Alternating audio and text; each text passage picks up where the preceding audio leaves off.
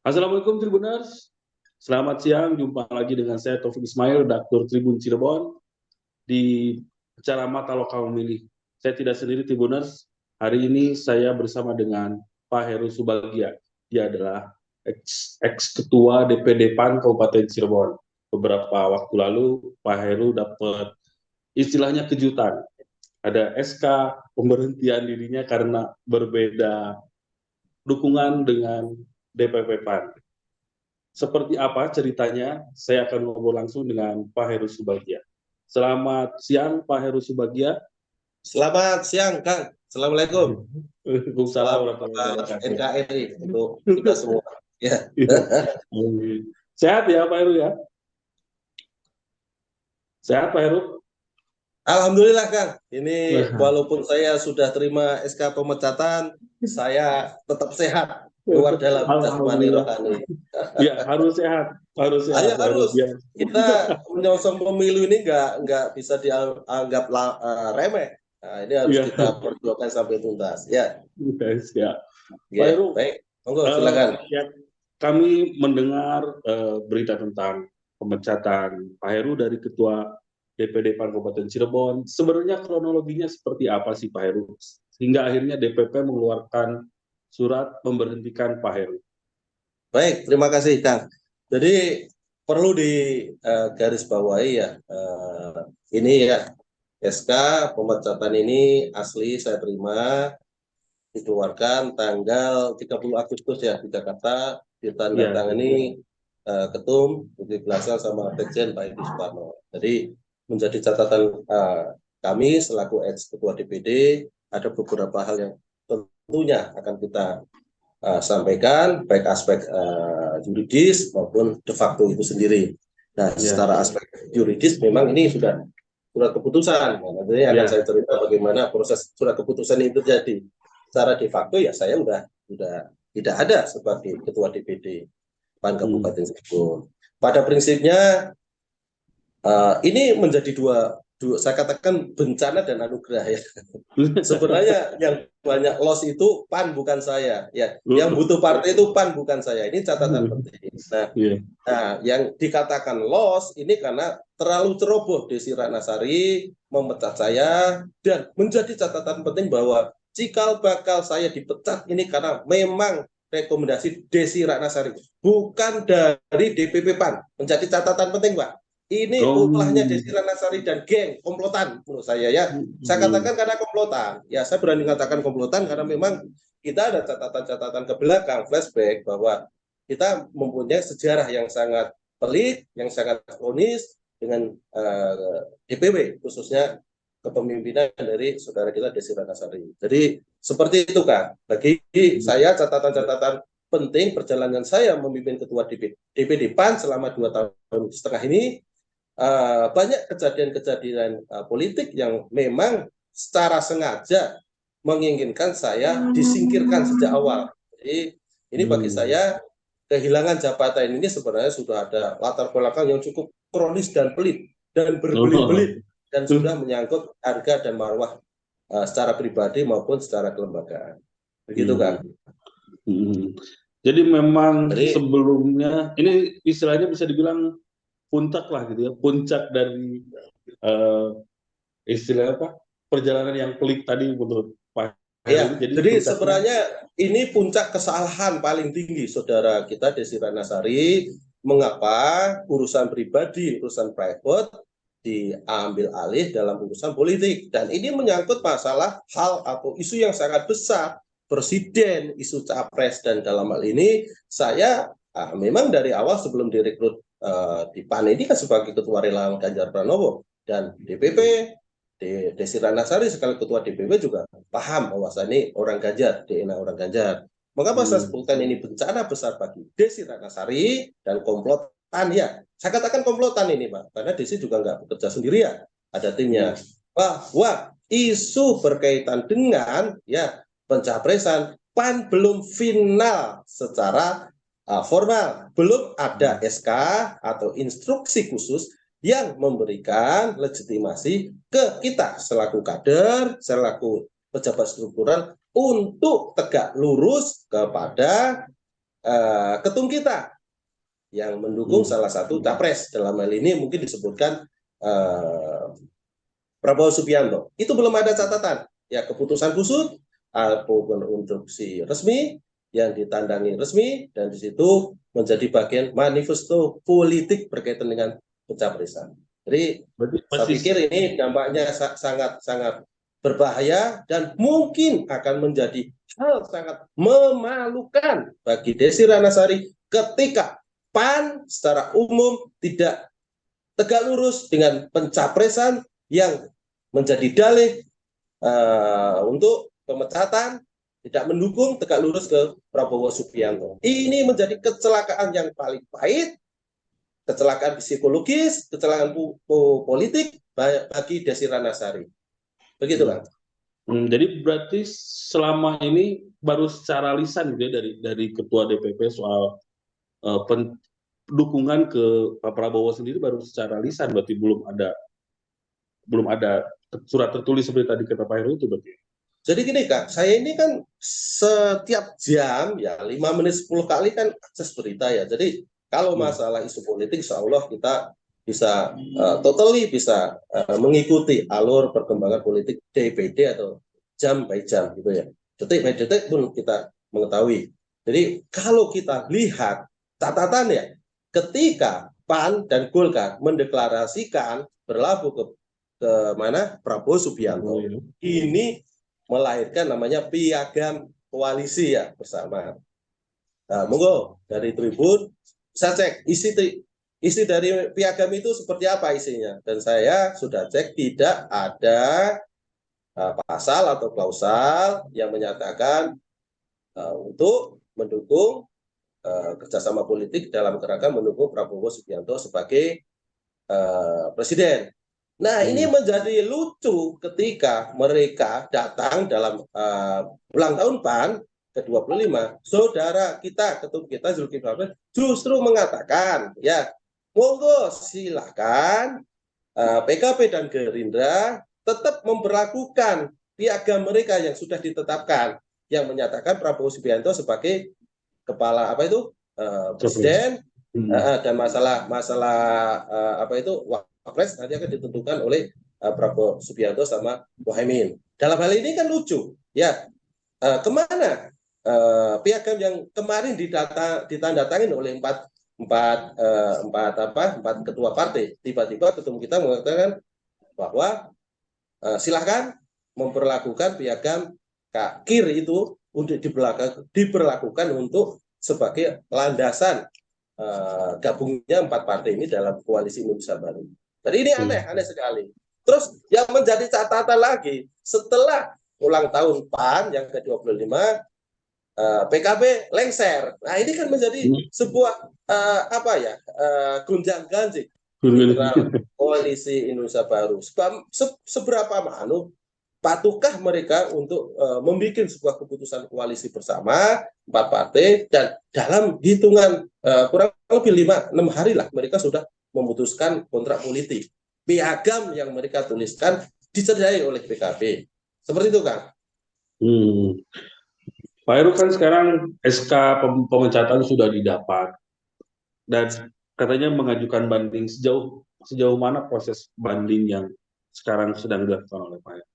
Jadi gini Kang, ada 2 hal ya dalam politik kita, baik saya atas nama pribadi dan institusional. Nah, saya kalau menerka bahwa ini pada dasarnya pemecatan ini ada ranah pribadi. Ya, sengketa yang diawali ranah pribadi, saya memang sejak awal tidak disukai oleh saudara kita Desy Ratnasari. Saya bukan gerbongnya Desy Ratnasari, dan beliau sudah mungkin 3-4 kali menginginkan saya untuk diganti.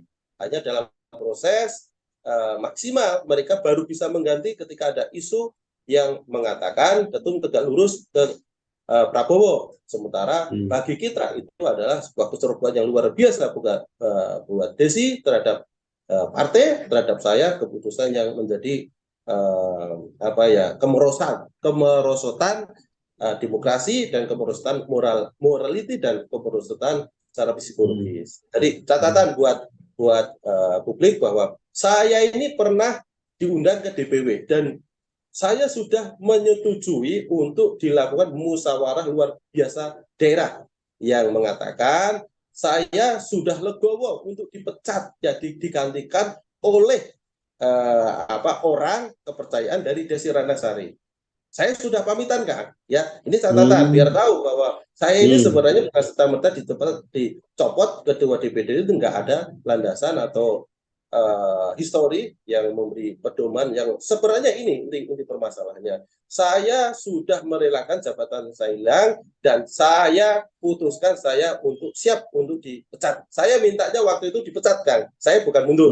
Dan alhamdulillah dalam perjalanannya saya tetap dipastikan untuk memimpin DPD PAN. Jadi rekomendasi daripada DPW yang ditandatangani oleh saya sendiri karena ada berita acaranya gugur karena ketum DPP tidak mengizinkan saya untuk dipecat.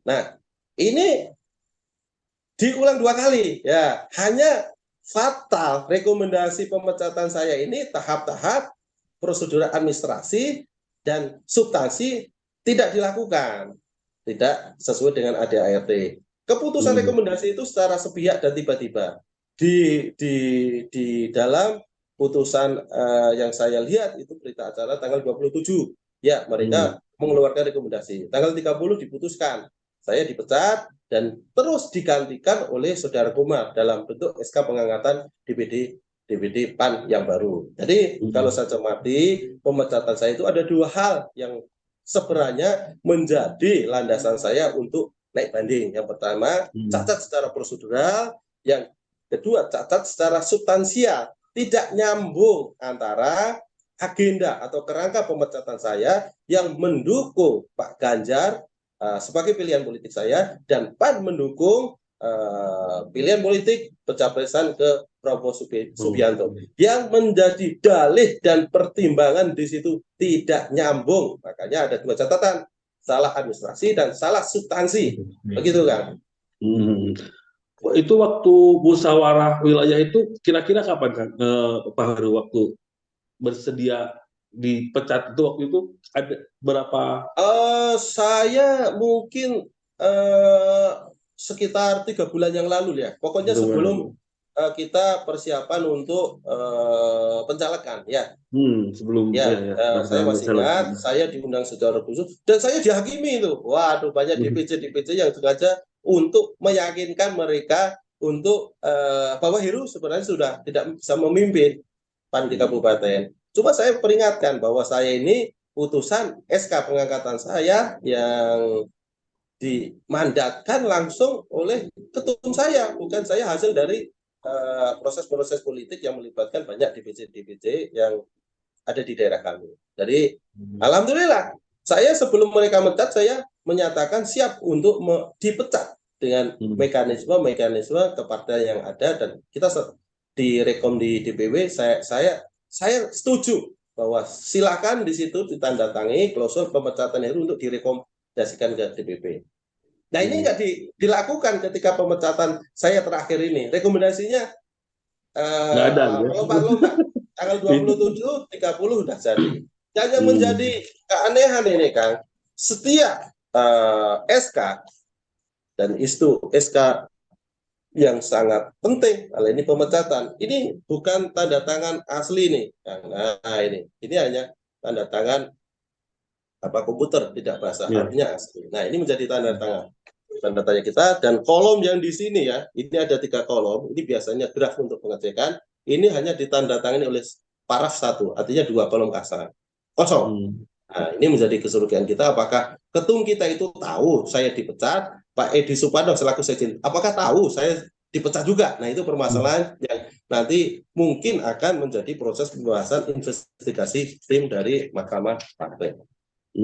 Sudah ada kabar Pak Heru dari belum Pak? Saya baru melayangkan ke Mahkamah Partai secara formal, baik tertulis itu 2 hari yang lalu. 2 hari lalu kita tulis ke DPP, UP-nya ke Mahkamah Partai. Begitu kan? Ya. Kalau dari Pak Heru sendiri langkah selanjutnya seperti apa? Menunggu proses banding ini. Saya sebenarnya fine-fine aja karena yang butuh kan partai bukan saya, Bapak. Artinya komitmen kita naik banding ini karena kita satu sebagai manusia atau insani politik yang secara keseluruhan bertanggung jawab terhadap akhir, tengah dan proses awalnya. Ya, jadi ini menjadi bagian pekerjaan entitas saya sebagai ketua partai. Nah, oke. Ketika saya melaksanakan fungsi dan tugasnya dipecat, berarti saya harus melakukan revitalisasi terhadap pemecatan saya itu dengan apa? Kita belajar, menimbangan dan ada catatan-catatan penting yang menjadi pertanggungjawab kita untuk naik banding. Jadi saya hanya meneguhkan pertama prinsip dalam berpolitik kita. Yang kedua, saya ingin menandakan aturan partai itu harus dijalankan menjadi ukuran atau mekanisme yang menjadi dasar dan demokratisasi di internal organisasi. Dan yang ketiga, ini menjadi sebuah presiden buruk bagi seorang Desi Ratnasari selaku ketua DPW agar tidak ceroboh dan secara subjektif memberikan SK berdasarkan rekomendasi dari DPW Jabar. Seperti itu, Kak. Ya, ya. Pak Heru, apakah dengan pemecatan sebagai ketua DPD PAN di Kabupaten Cirebon, Pak Heru ini sebagai masih kader PAN atau seperti apa nih Pak Heru sekarang? Saya sudah jelaskan, Pak. Saya adalah embrio Partai Amanat Nasional. Jangan salah. Dan alhamdulillah SK pemecatannya tidak termasuk pencabutan keanggotaan. Kalau seandainya terjadi seperti itu, ini akan tambah brutal. Saya akan melakukan pembelaan yang semakin brutal dan mungkin ya bisa dikatakan sangat berbahaya lah terhadap partai itu sendiri. Jadi saya katakan saya adalah murid Profesor Amin Rais. Pak Amin adalah orang yang pertama kali mencetuskan bersama timnya untuk membuat partai yang bernama Partai Amanat Nasional. Jadi saya termasuk ideologis dan inilah entry point mengapa saat ini saya tidak tertarik untuk melangkah atau meninggalkan Partai Amanat Nasional. Saya ingin tegaskan, saya tetap sebagai orang ideologi Partai Amanat Nasional dan mempunyai hak politik dan hak untuk melangsungkan mandat dan ide serta keinginan kita ya proyeksi masa depan partai itu sejauh mana akan terjadi kita mempunyai dan keputusan sebagai individu maupun entitas politik di Partai Amanat Nasional. Begitu kan? Pak Heru, apakah di Pileg 2024 ini Pak Heru masuk sebagai bakal calon legislatif, Pak Heru? Jadi sebenarnya partai mendapatkan dalam dua sisi. Saya sebagai jabatan struktural, sebagai ketua DPD, saya sebagai jabatan yang saya sebagai jabatan struktural dan saya sebagai tokoh masyarakat itu sendiri. Karena saya bukan hanya sebagai ketua DPD PAN Kabupaten, jabatan-jabatan di luar sebagai ketua DPD saya sangat banyak sekali. Jadi ada dua hal yang diinginkan oleh partai, ketua dan saya sebagai tokoh yang diharapkan menjadi vote getter atau mengeruk masa perolehan suara. Jadi bagi saya ini juga hal menarik, sekaligus juga kita kalau kita kedewasaan politik kita juga akan menjadi surut karena jabatan kita udah diamputasi, sementara kita disuruh bekerja dalam ruangan yang secara politik itu ya sebenarnya linear dengan jabatan dan apa yang saya harus lakukan dalam rangka memenangkan PAN dan memenangkan diri saya sendiri sebagai calon. Itu kan. Mengganggu tidak Pak Heru?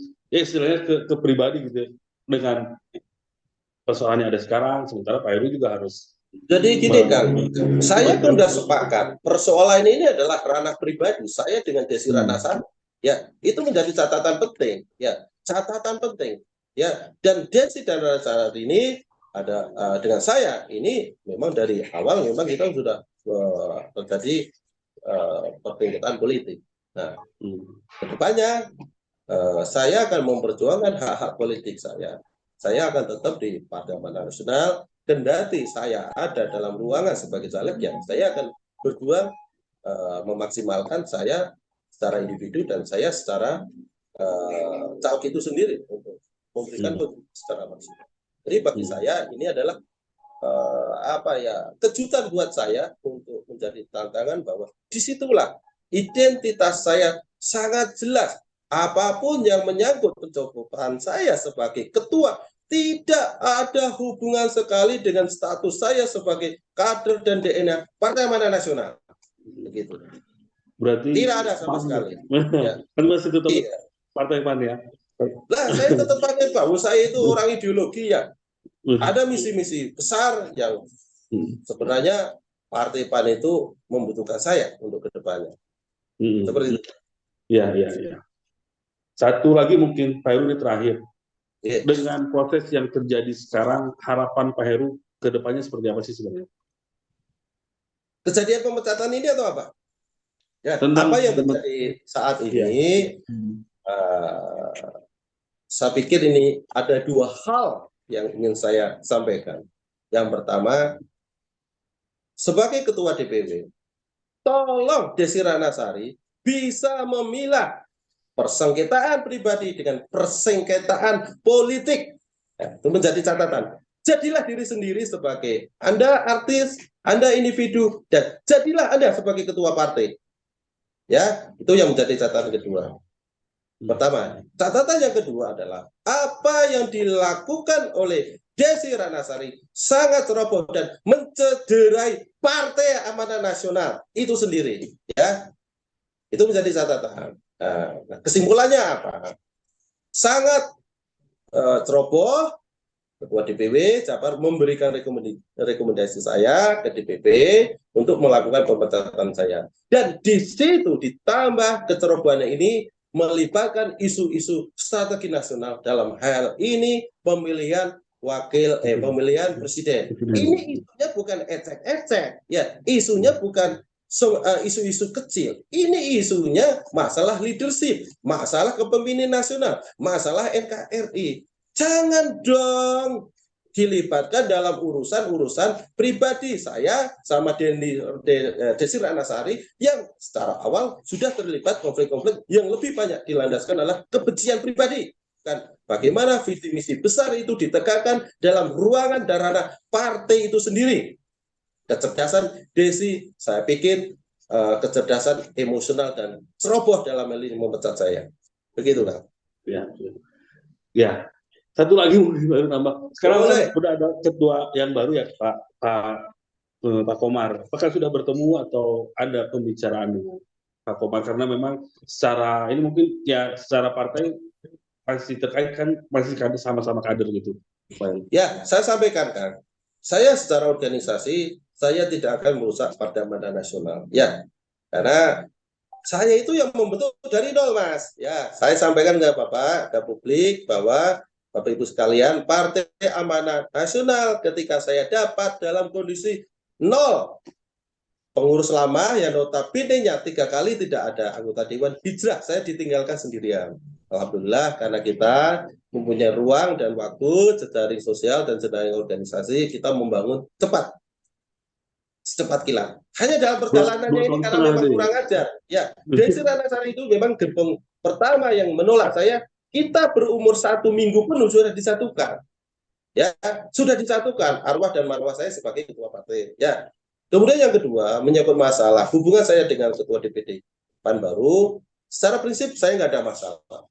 Secara emosi, secara moral, saya sampaikan bahwa saya menghormati putusan-putusan partai ini adalah putusan-putusan formal. Karena memang pada dasarnya pemutusan ini yang memberikan ruang dan tempat bagi saudara kita Pak Komar untuk menjadi ketua DPD. Walaupun di situ sebenarnya bukan ketua DPD, harusnya PLT. Ya, ini sebagai konferensi, saya sebagai orang organisasi. Ya. Yang ketiga, saya hanya mengingatkan kembali bahwa partai yang saya sudah bangun dengan biaya, ya, ini kasihan ini kayak Mbak Fani, Mbak Lala, ini kan admin-admin handal saya.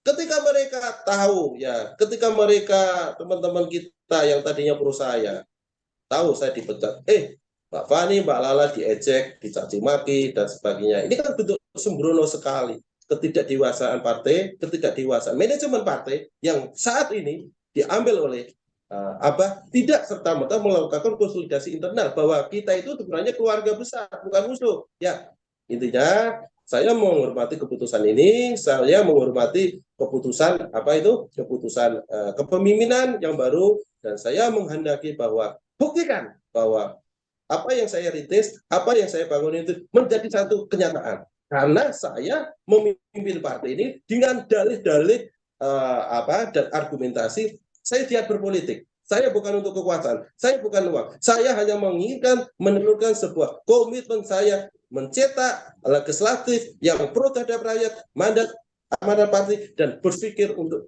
memperjuangkan dapilnya. Gitu kan? Siap. Ya. Ya. Itu mungkin Pak Heru perbincangan kita hari ini. Terima kasih atas waktunya Pak Heru. Ya.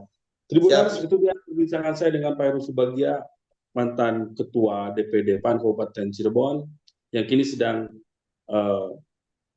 berproses, sedang melakukan banding karena pemecatan dirinya, tapi dia juga menegaskan bahwa dia tetap kader PAN dan akan berjuang untuk PAN ke depan. Terima kasih Tribuners. Assalamualaikum warahmatullahi wabarakatuh. Waalaikumsalam warahmatullahi wabarakatuh.